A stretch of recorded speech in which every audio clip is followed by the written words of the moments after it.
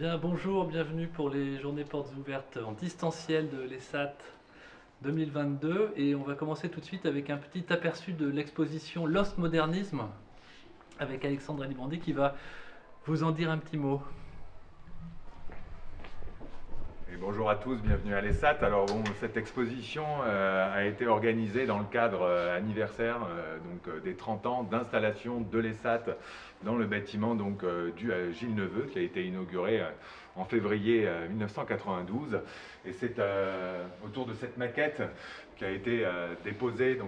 par l'architecte aux Archives nationales du monde du travail et qui ont bien voulu nous la mettre à disposition dans le cadre de cette exposition,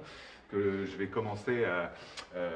vous expliquer voilà, le contexte très rapide de la mise en place de ce programme d'exposition qui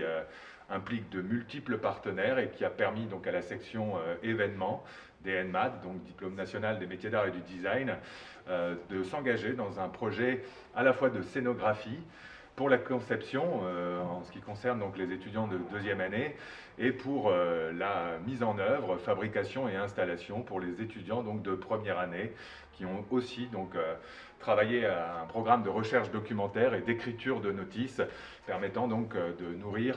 en informations riches et réactualisées une bonne partie des œuvres que nous avons pu rassembler pour cette dernière. Au total, l'exposition rassemble plus d'une soixantaine de pièces et fait dialoguer des œuvres de collection publique avec des prêts un peu plus particuliers, de collectionneurs, d'anciens élèves, étudiants ou enseignants de l'école, entre autres effectivement preuve de générosité de nombreux partenaires. Donc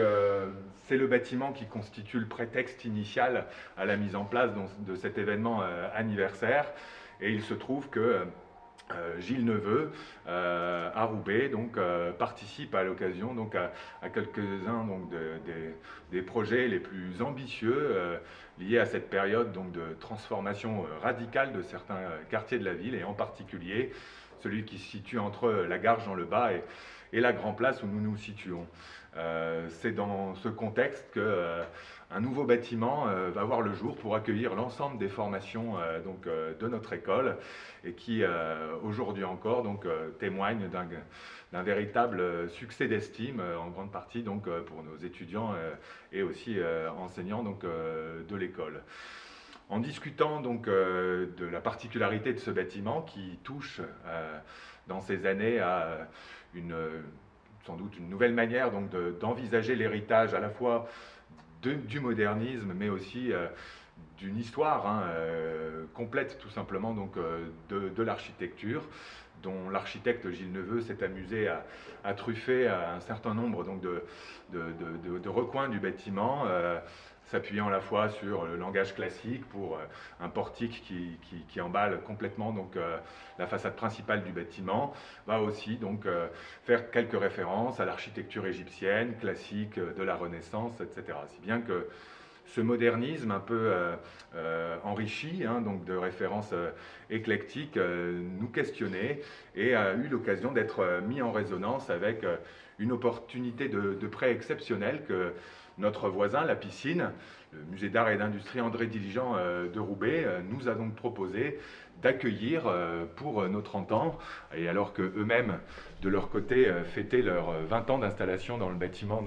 d'Albert Barth, la possibilité de valoriser un ensemble de mobilier qui composait le cabinet de travail de Pierre Neveu. Pierre Neveu étant le père de Gilles Neveu.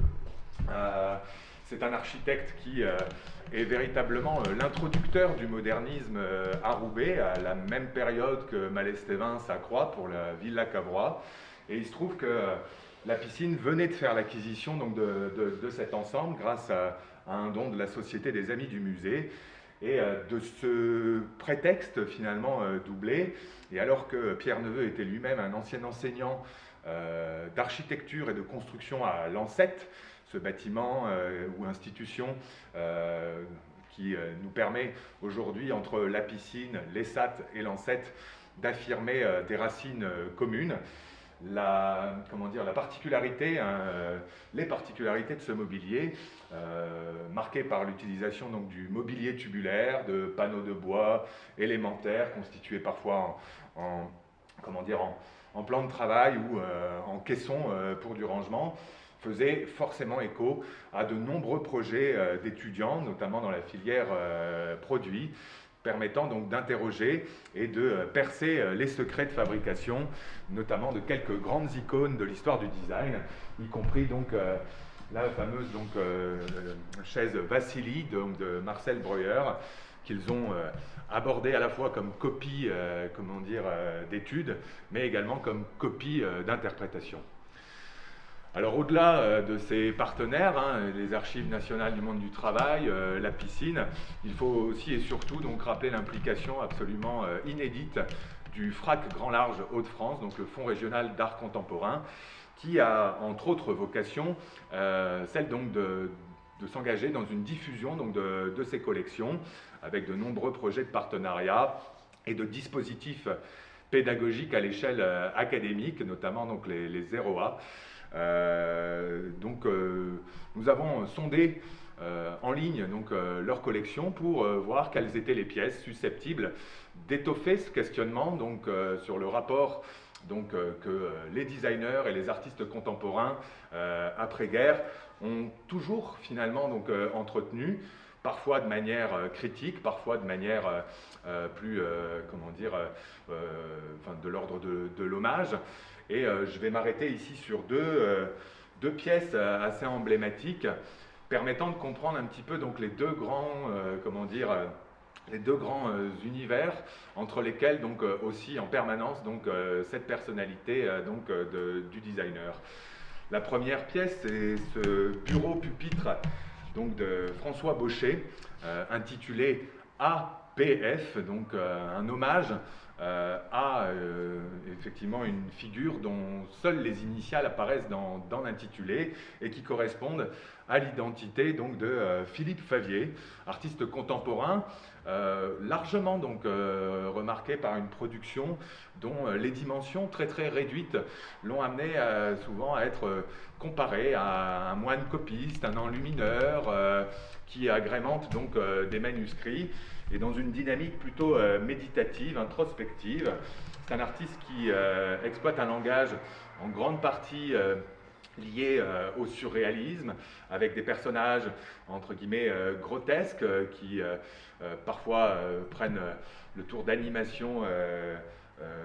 digne des danses macabres, et également marqué par une pratique du détournement, ce qui est le cas là ici dans les petits formats de gravure que cet artiste a bien voulu nous adresser par voie postale, de manière tout simplement à illustrer le rôle de cet objet qui finalement est traité par François Baucher comme un véritable portrait, nous permettant d'imaginer l'auteur dans une situation, dans une mise en scène tout à fait représentative de sa logique de travail. En face, c'est le tabouret Scolaro de Constantin Grecic, enfin là aussi une fois de plus une assise intégrant un pupitre qui nous permet d'évoquer une autre approche tout aussi fondamentale dans le cadre des formations ou de la pédagogie globale du design, et qui est davantage marquée par cette notion d'expérimentation. Alors cette assise est marquée d'abord par une grande légèreté, à la différence de celle de François Baucher que je viens de vous présenter. Ses pieds, les traverses sont d'une grande finesse, mais témoignent aussi d'une composition largement marquée par une impression, on va dire, de déséquilibre ou de potentielle fragilité, qui fait écho de manière assez remarquable aux expérimentations qui avaient été lancées dès le début des années 20, notamment dans le cadre du cours préliminaire qui était à l'époque dirigé par Laszlo Moholy-Nagy et qui amenait les étudiants du Bauhaus à tester à partir de matériaux de récupération des compositions et des effets tout simplement d'équilibre qu'ils cherchaient à retranscrire de manière à pouvoir